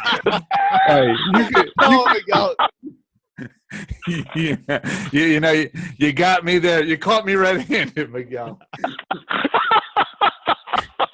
He's not gonna be. You can leave your brother alone, be a host for a whole month. You're not gonna be here. He's taking this incognito trip to Thailand too that I didn't even know about as well. I don't know where that horrible and vicious rumor came from, but I'm not going to. Are you really going to Thailand? No, I'm going to. I don't have that deep. He's going to Bangkok. All right, Miguel. Thanks. Bye-bye, guys. Okay. That's the great Miguel Benzan. PatsCap on Twitter. PatsCap. PatsCap.com. Dude, I mean, the guy's an extraordinary Twitter follower. If you want to learn more about the South. Kyle, he is simply the best, Miguel. No doubt about it. And Kyle, I got to tell you, I'm going right now through some of my old files right here, right? Uh-huh. And I got Outlaw trying to get this box for whatever reason. So get out of here. Gary's one dog is obsessed with destroying boxes, absolutely obsessed, and he's a big dog. And by the way, in terms of Miguel, we're talking about money and whether or not – Miguel is not greedy with his money. People have wanted to pay him for his salary cap work. He doesn't do it. He doesn't take money. He wants you to just donate it to his charity. Check out his website, and you can find out how you can donate to his charity if you want to do that. Let's bring these two guys on simultaneously because they both need to go. Kyle Fahey, Joe Blewett. Sorry we couldn't get you any sooner than this. Rapid fire. What the heck's on your guys' minds? We got the Jets in the building, Kyle. The Jets in the building. Joey Blewett is in transit right now. He's having dinner with Mama Dukes. Kyle Fahey's wearing a Florida Gators. I know Joe Blewett is extremely happy today, Kyle. Why is that? Hey, you hear the monotone naked voice already? Because you guys, you, Joe, have been thumping your fist on the table for one name for them to sign free agency, and they landed him today. Oh, Corey White. I'm not gonna be flipping over any tables in excitement, but it's a solid. Oh man, you've mentioned his name quite a few times, but hey, congratulations, man! I know that's a big sign. Yeah. In terms of depth, I like it. It's not going to give the Jets an extra win. He's not going to be a starter or anything like that, but a guy who can come in as a third or fourth string corner and maybe play some safety for the Jets. Nice versatile piece to back up some of the young guys we have on the roster. So absolutely, I like Corey White. So Gary, how many percentage? Like, if you had to put a percent on it, how much percent did he play snaps at safety in his time with the Bills? No, not much. I would say 50. He was more of the corner, especially when Ronald Darby was in and out of the lineup. So that's what I thought. Hey, Fahey, get in this conversation. I don't know really much quick, about I want to confront you on one thing. What was with the question if I would be a good cop or not, if I want to be like that guy from Baltimore. What was the question? And Gary had to back me up there. What was that about, man? Oh, jeez. This is how you know, a couple minutes. This is how you want to spend your time. No, you know what, Joe? Yeah. Joe, I'm honest. This seems like a waste of time. Oh, Joe, here's what a pompous little prick. I'm telling you, this guy. Joe, here's what I want to say to you. I can't wait for those 4 weeks. Joe, turn your show on last night. Listen to you speak during your show. You're talking about wanting to take a baseball bat and hit the back of Sheldon Richardson's kneecaps, right? You say you want to drop kick somebody in the face. You say this kind of crap every week. You want to fight Geno Smith at the gym. Some cops Some cops like to abuse their power. Now I obviously I have respect for law enforcement, Joe. We've had these conversations before. But when you say these things publicly on your show, I start to wonder, when you're in a position of power, man, I'm getting a little concerned. Now, hey, Kyle, bump that. I'm telling you right now, if you see a kid like Kyle Fahey on the street being a punk little kid, you do exactly what Officer Riviere did, and you teach that kid a lesson. Joe, you have my permission. 100% I support you and back that up. So basically, I could do what I said on my show to Kyle Fahey. So take a knee to the back of his bat. Absolutely. No way. And you know what that would? You know what I call that? Couldn't catch me. You know what that? Yeah, you can catch me. His slow ass. Did you say I couldn't catch you, Kyle Fahey? Are you kidding me? You catch that kid fast, and you could say your last name, blew it. No way. Come on. Let's get Kyle Fahey. I will destroy you. I don't know about that, Joe, but I heard Kyle Fahey runs a 4.4 flat. Yeah, I'm sure. It's like 5'3". I would put money on you can't even run a 5.3. How about that, Fahey? We had to do it last year. That's what I did last year. You're not getting very far, Fahey, if you're running a 5'3". I'm telling you that right now. What do you run? Oh. I don't know what I run. I definitely run like I would say probably a 4.8. I would say. No way. I don't believe that. I don't believe that whatsoever. All right. Hey, we know we got run, rich, run. Run, rich, content, guys. Run, rich, run. We got to do this now. Yeah, we got to have. But I wouldn't trust Fahey's timing at all. I would say Fahey, like the typical Kyle Fahey is, he would cower it out. He would something happen, technical difficulties. Okay. Joe blew it. I got to tell you, man, he had me on some side show that he does. And I completely trounced the kid. I made him kind of like that dude did to you earlier tonight. The court jester that he is. The court jester is, and that horrible programming that he puts out, that horrible content. I completely trounced the kid, and guess what? He didn't air the episode because I made him look so bad. Hey, you did it live. That's the type. You were stupid enough to do it live, Gary. That's the type of man you are, Fahey. No integrity. Yeah, these little comments like, "Oh, you couldn't catch me." Well, I take physicals every year for freaking police, and I ran a 50-yard dash in 5.8. So I'm assuming I'm going to do it in 5.8. I could probably run like a 4.75, Fahey. So if you really want to do it and get in there, I'm down to do it. Uh-oh. Okay. Let's do this. Gary, on your tour. How does that not translate? A 50-yard dash to a 40-yard dash? What are you? And you passed math class, Fahey? Yeah. Fairly easily. Oh, okay. Yeah, okay. I have to go. Interesting. It's all good fun. We're having fun with Fahey and blew it. No, I'm not like coward. I actually have to go. He's got the jet take. All right, thank you. All right, that's Kyle Fahey, the jet take at the jet take on Twitter, and they have guests on from time to time. Quentin Patton recently, and apparently Fahey, goes back and forth with him on Twitter, and they have discussions. Joe, are you still with us? Yeah, I'm with you guys for a little bit. I don't know. I just appreciate the next time I'm brought on for like only 15 minutes. I'm not brought on with Kyle frickin' Fahey. Hey, listen, both of you texted me and you're like, put me on before him. Both of you were saying this to me, so I decided to put you on. I don't remember sending that text. Oh well, then he said that, but I knew you were on a time crunch, so I'm conflating. All right. Hey, listen, I want you to have your dinner on time with your mom. Hey, listen, treat me with some respect, all right? Hey, Kyle. Give me some rapid fire here. I got like 5 minutes. Let's do this, guys. Okay, Joe. Now, you saw this guy, Christian Hackenberg's #1 fan. He came to me on Twitter and, he said, I'm clueless, man. I'm lost. And then another guy said, I have an agenda. I'm spewing out an agenda against Hackenberg. Oh, I'm not allowed to criticize players anymore? Is that it, Joe? Yeah. Joe, you kind of came to my defense a little bit. Now, I encourage this guy to come on and defend his position. So far, he's a no-show, and I Twitter DM'd him. I said, come on, here's the number. Call in. I hope to expect you. I haven't heard anything from him today. Not a text even saying, hey, listen, man, I don't know if I'm going to be able to make it. Joe, what's your thoughts on what I was saying about Hackenberg?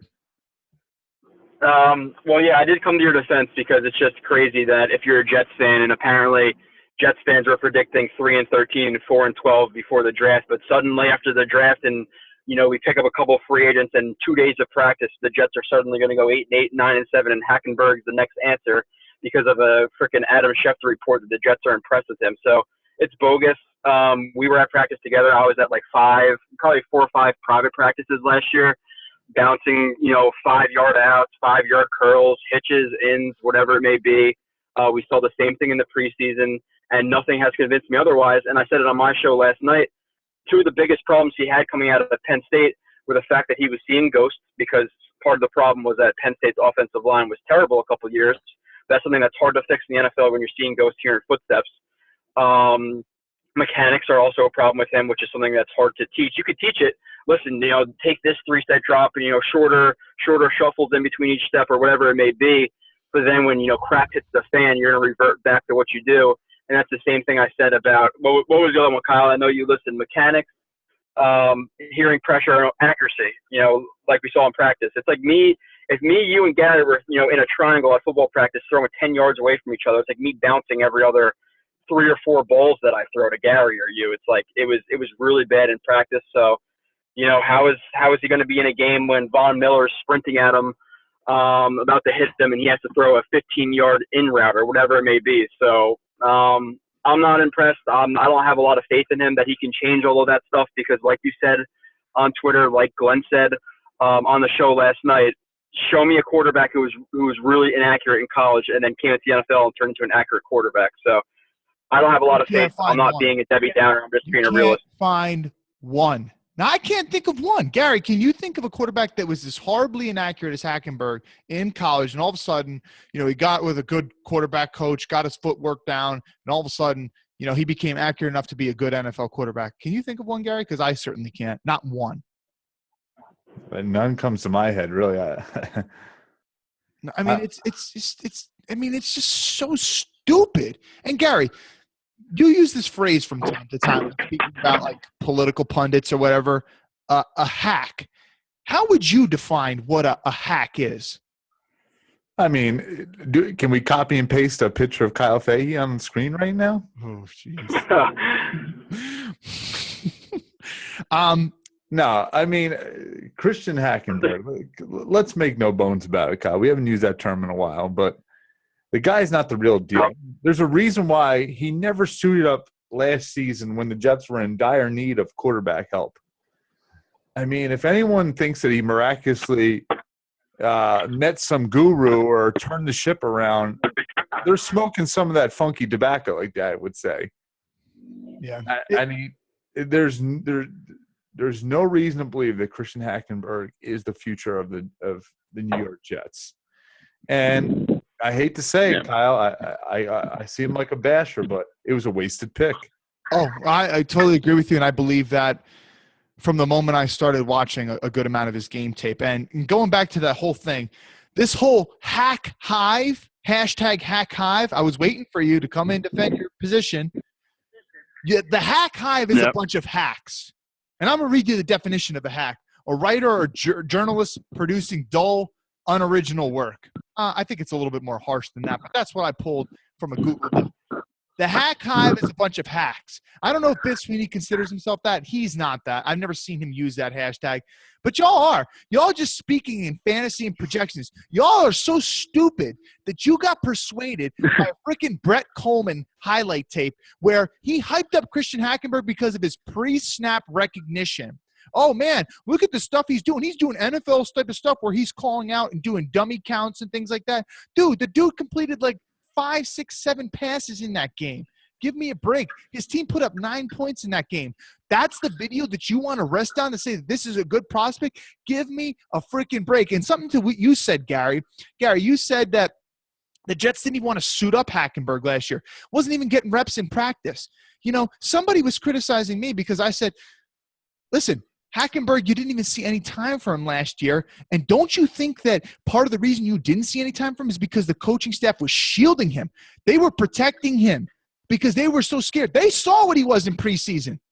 They saw what Joe Blewett and I saw in training camp. That is, this dude couldn't hit the freaking ocean. He couldn't hit the freaking broadside of a barn.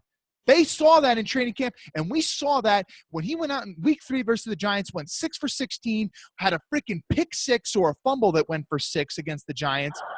We saw it the next week in Philadelphia, had a pick 6, went 13 for like 43 in that game when he was going against freaking, you know, 3rd, 4th, 5th string guys that didn't even make the team. The dude sucks. Period.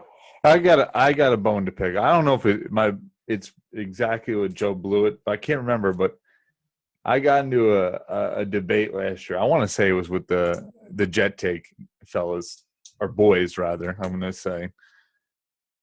I said that Cardell Jones will have a better career than Christian Hackenberg. Take it for what it's worth, but so far, I'd say that my bet might be on the safer side. And they might not even have a career either or of them, but at least Cardell Jones suited up every game that he was in and also had some playing time. I can't say that for the second-round pick.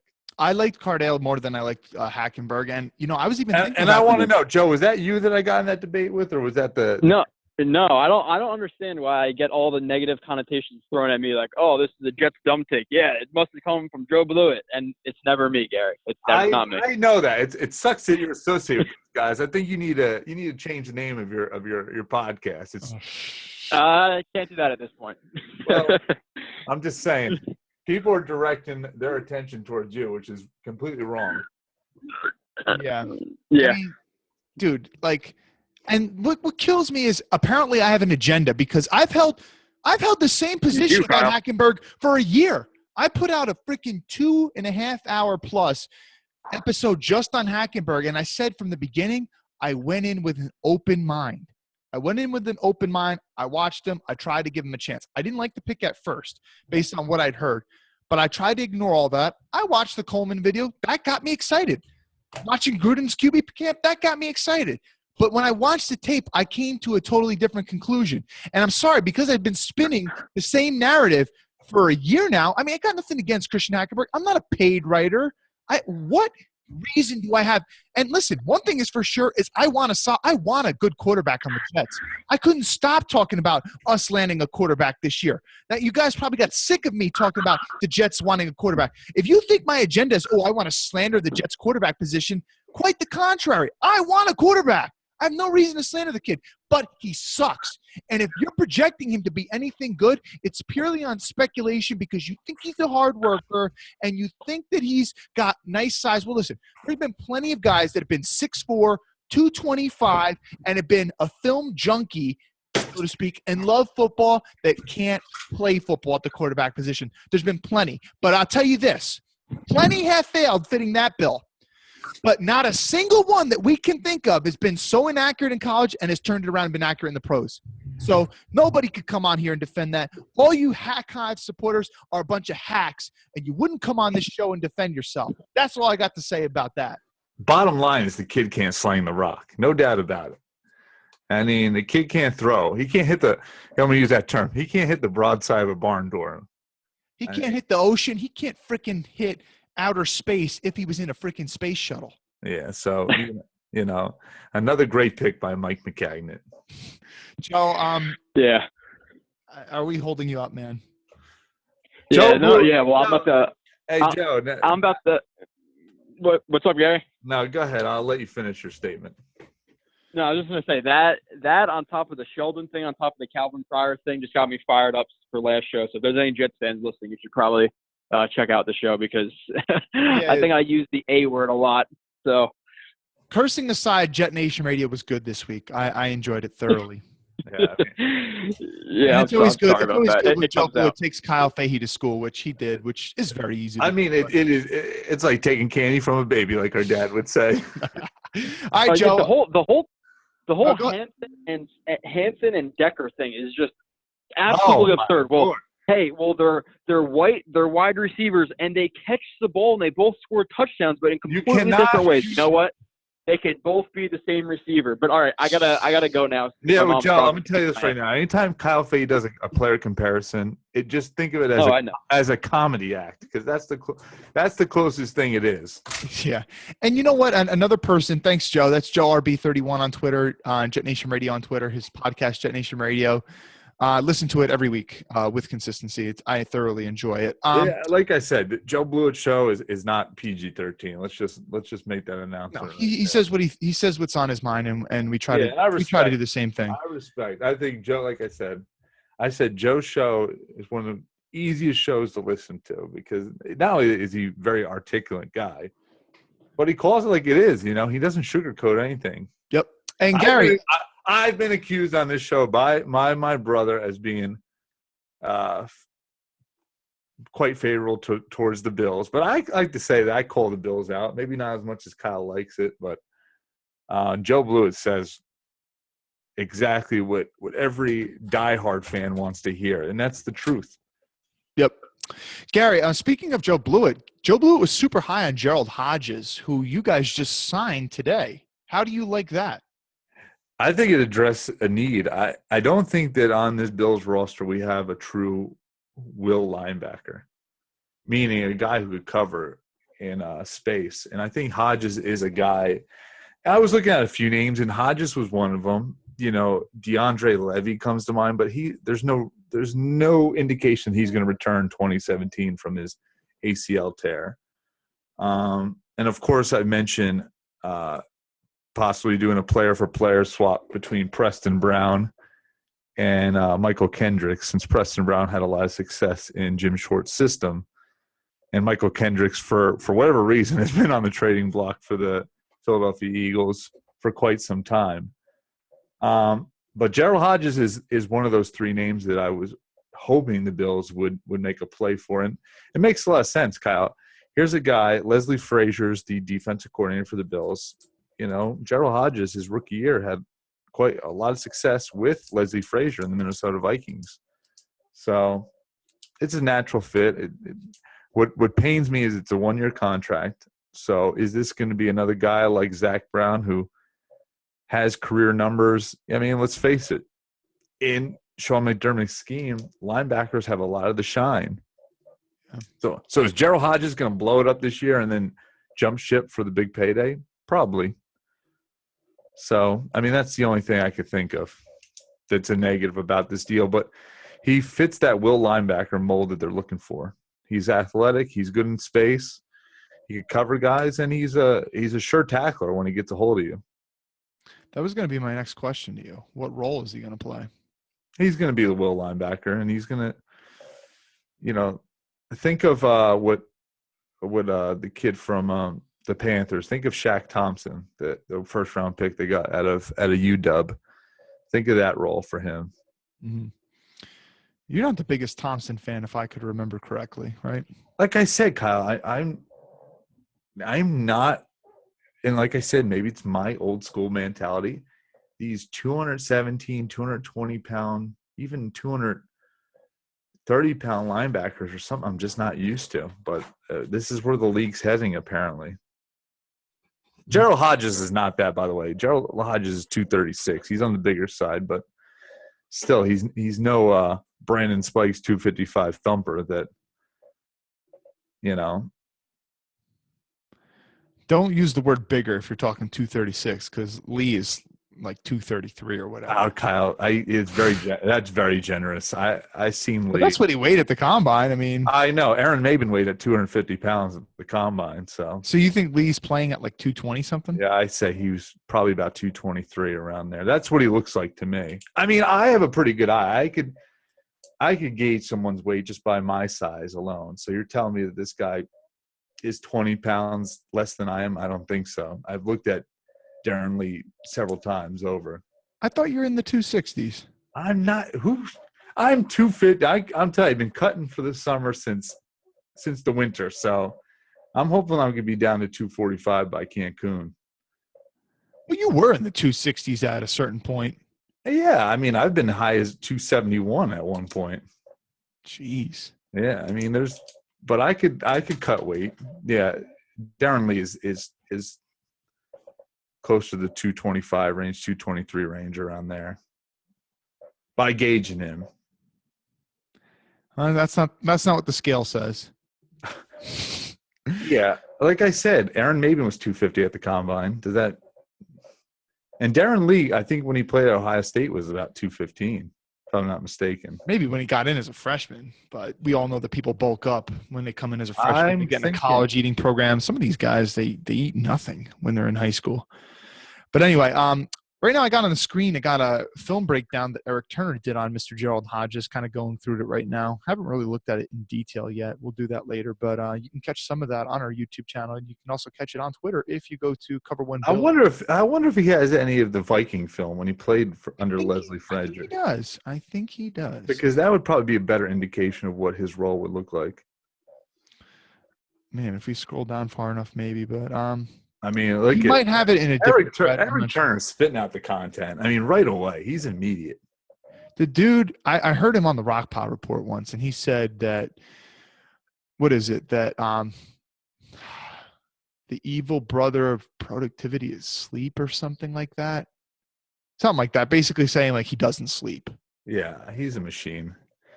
Yeah, he really is. He's the T1000, Kyle. Although, Eric, man, I hope that's not affecting your health, man. He actually kind of looks like the T1000 Terminator, the cop Terminator. Yeah, he kind of does a little bit. Yeah, you know, and I think he is in law enforcement as well. He is in law enforcement, Border Patrol. Maybe, there you go.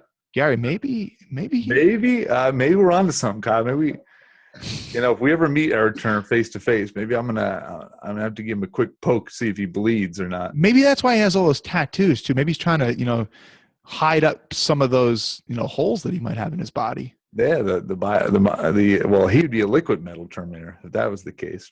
Anyway, we're going too in depth on Eric Turner's DNA makeup. So, yeah, or lack thereof. Anything about the Bills that you'd like to bring up? That was the big thing that came to me. Another thing that I was thinking about the Bills is people have been talking about would the Bills be as stupid as the Jets were last year and carry 4 quarterbacks on their roster? Because would you really want to get rid of a 4th-round quarterback, Cardell, who's got a lot of potential but maybe might not fit the system as well?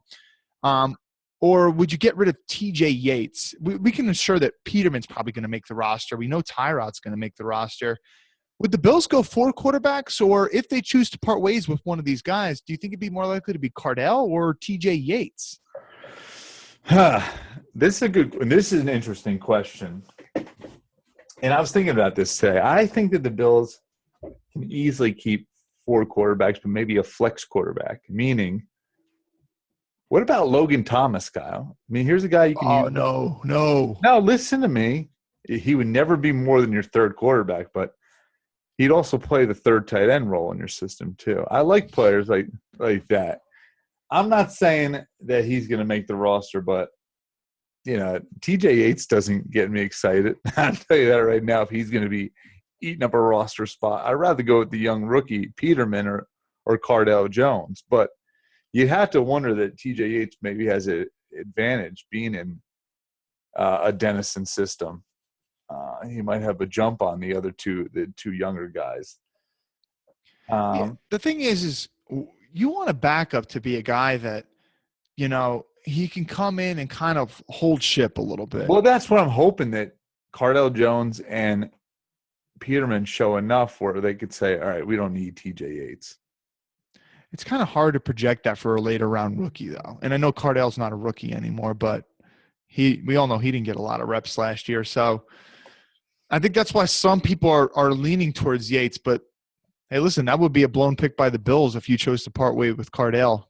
4th-round pick. I mean, Kyle, how many times we talk different regime? I mean, we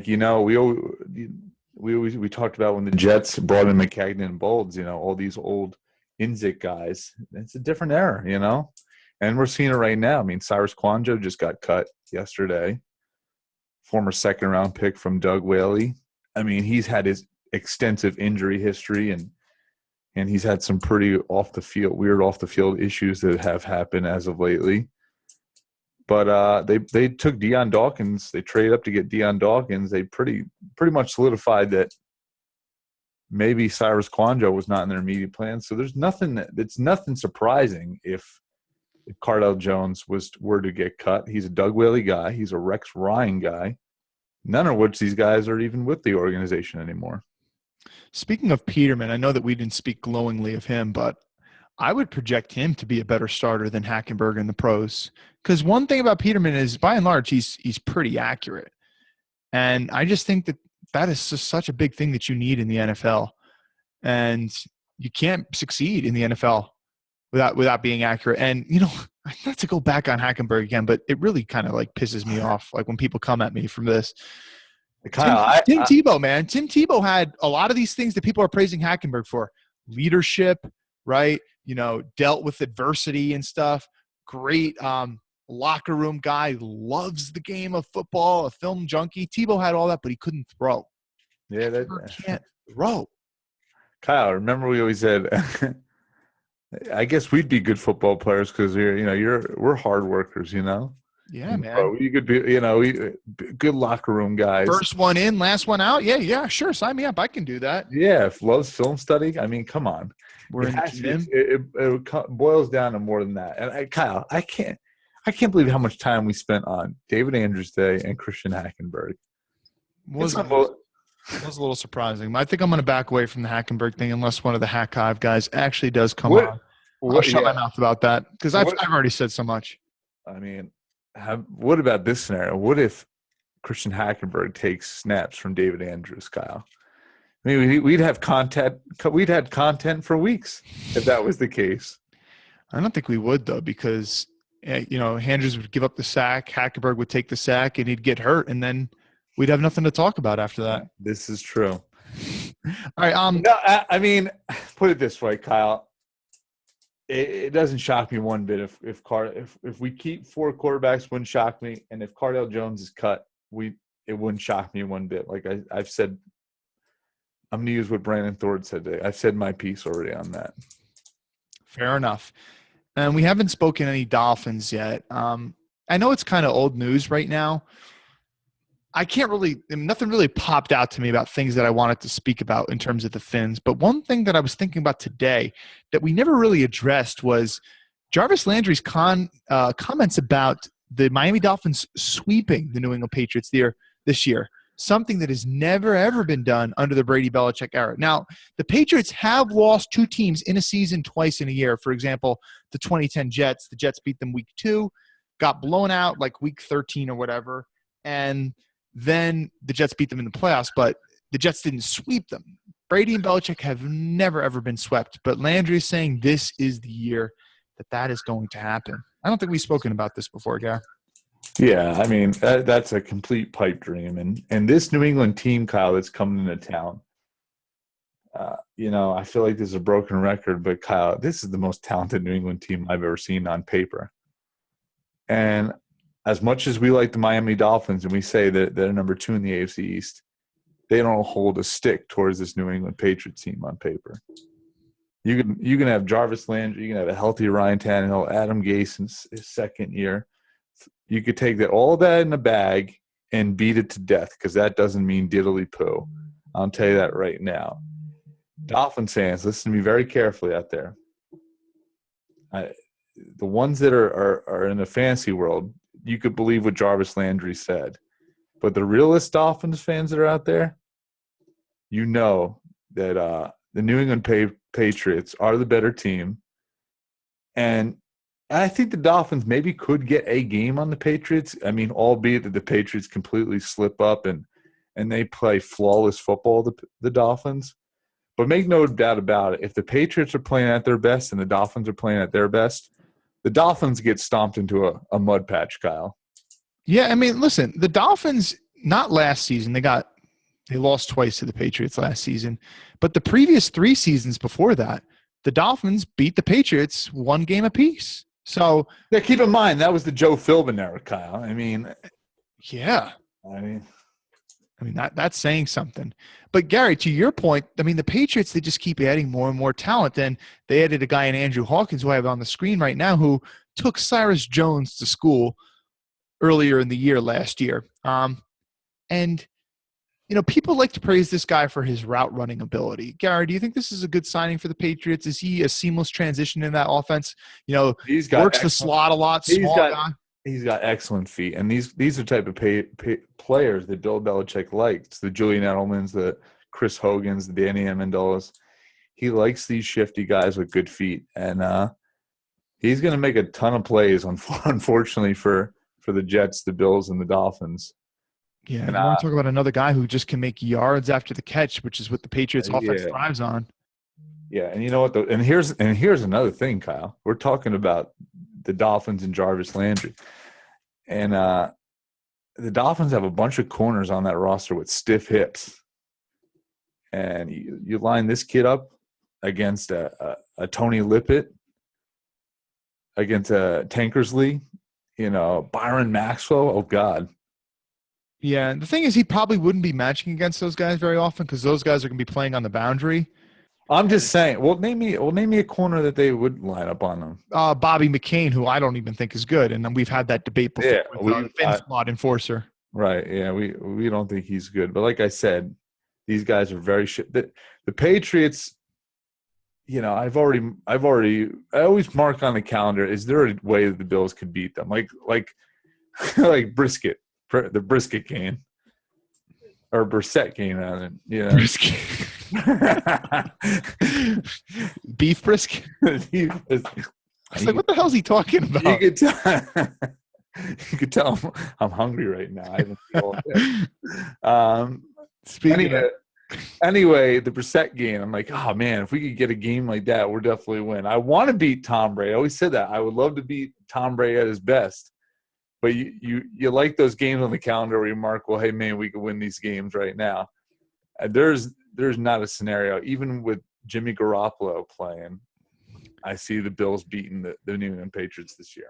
Hey Gary, what was the deal if we got a shutout in football season, like a defensive shutout? What was to happen back when we were in high school?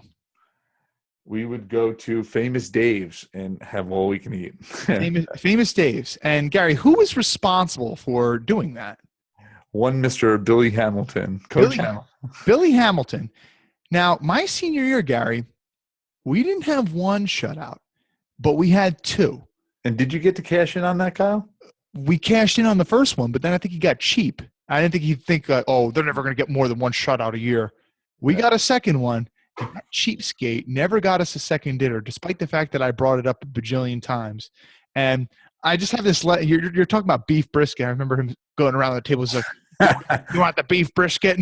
That's too funny. Hey, you know what? You should write Hamilton an email talking about that. I will. Maybe I'll ask him if he wants to come on the show too. Yeah. We've had two coaches on here before. And I mean, he was so rude and abrupt to point out that my car wash forgot to do his windows after a free wash.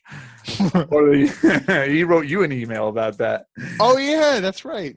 So why don't you return the favor for me and say, hey, you. Yeah, back then I was a little, he was like in the process of helping me get a job, so I was a little bit less likely to talk back to him, but I got a job now, so. Yeah. Anything else about the Finns, Gary? I mean, well, listen, Kyle, I think that they also need to come up with a long-term solution for that center position. I think Mike Pouncey. Yeah, man. I mean, how many times do we have to see his name flash upon the news where he's in now in the lineup? Now he's 100% healthy. Now, having complications. Great center when healthy, Kyle. But they made great strides in the offensive line over the last couple of years, but that position has been pretty much in shambles because Mike Pouncey has the inability to stay healthy. Mm-hmm.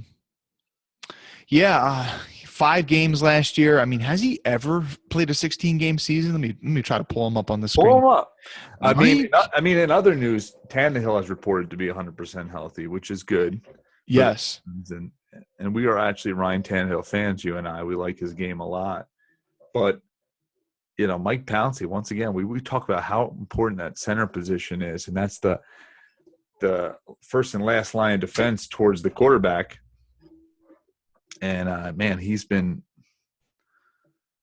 his first 2 seasons, Kyle, he's had, he had 16 games. I don't know whether he's started all those games. But other than that, he's never played a full season since, 2012. Yeah, and the thing is although, you look at 2013, played in 14 games. You look at 2014, played in 12. Look at 2015, played in 14. Yes, there's only, in some of those seasons, only 2 games missed, 4 games missed. That doesn't seem like a lot. And obviously last year he missed 11 games. But he's always been on the injury report. He's questionable. You don't know if he's going to go on a given week. And there's no doubt that some of those weeks where he is going, his play is, you could tell it's taken a hit because he's banged up. And, he's certainly earlier on in his career, he played more games. It's more recent that he's missed even more. And it's the same thing. It's the hip problem that's over and over and over again. Yeah. And we said that hips are kind of something that can linger with you. We spoke about Brandon Marshall, who's had multiple hip surgeries. So it certainly is concerning, especially when you consider the contract that he has. Apparently he underwent stem cell procedure. I didn't even know that. I mean, he's still in crutches from what I understand too, Kyle. They're talking about he's going to miss the whole preseason. I don't know. It's something that needs to be brought up and also to keep an eye out for. I mean, what is the long-term solution at the center position for the Miami Dolphins? Because clearly the way Mike Pouncey is trending, it doesn't seem like he's going to be a viable candidate if he continues to, like I said, he hasn't completed a full season since 2012. Here it is, 2017, talking about 5 years ago. I mean, they're definitely looking at that contract he has. Could they go a cheaper route? Could they go to a more reliable guy? They might, Yeah. It's definitely not Steen. Steen filled in a lot last year, and, he's garbage. I don't think anybody's going to defend him for his play. Our Fins talk has been slacking a little lately. We got to try to get Wingfield on. I know he's been really busy. Try to get him on next week. If he can't come on, we'll try to get Max Himmelrich on to talk some Fins because we've been lacking in that department a little bit lately. You mentioned Tannehill and his health. Is the knee brace going to be a constant thing going forward? Because we never used to see him with a knee brace. Obviously, you have a big-time knee injury. You can expect that that's something he's going to wear. Brady obviously wears one on his knee after he had the ACL. So is that going to be a thing going forward? And do you think that this knee injury might affect Tannehill's athleticism going forward, or is that just a bunch of poppycock? Well, I'll tell you this. I'll send Ryan Tannehill a text message tonight, see what he responds. But I can't give you a definite answer right now on this show if that's going to be something that – I hope so. I mean, definitely I've played with a knee brace before. It definitely takes some of your mobility away. And Tannehill is, like we mentioned, Kyle, I mean, last year they had him a lot of rolling out plays, and he looked really good. He was very accurate. I mean, we point on this show several times. He's very accurate when he rolls out of the pocket. So, yeah, slap that knee brace on, Yeah. All right. Well, I got nothing else unless you have something else. I am all out of content right now. But I tell you right now, I'm going to make a conscious effort the month that I'm away to try to at least call in and give you at least a half hour or an hour of my time. It's going to be tough when I'm on the West Coast because it's just going to be conflicting hours. But definitely when I'm in Houston, Texas, I'm going to make an effort. That would be great. That would certainly be great. You go ahead and you get your beef brisket. I know you're starving over there. I have yet to eat since 9 a.m. in the morning, so I'm literally fading at the chair. I'm in the same boat with you, man. I really haven't eaten today. So Gary's AFC_EastBro Gary. I'm on Twitter at AFC EastBros. Email the show at afceastbros@gmail.com. And thanks for listening. If you can write us a 5-star rating review on iTunes, we would greatly appreciate that. I know how you can do it from your podcast app, whether it's an iPad or an iPhone, what you do is you go to the podcast app, you go to search. You can't do it any other way. You have to go to search, which is the bottom right tab. Click that, type in AFC East Bros. If you type in AFC East, we should be like the first thing that'll pop up. Click that, and then there'll be like a middle tab button that you can push. Click review, write a review, and we'll give you a shout out next episode. We would greatly appreciate that. 5 stars is all we want. Thanks for listening, guys, and we'll see you next time.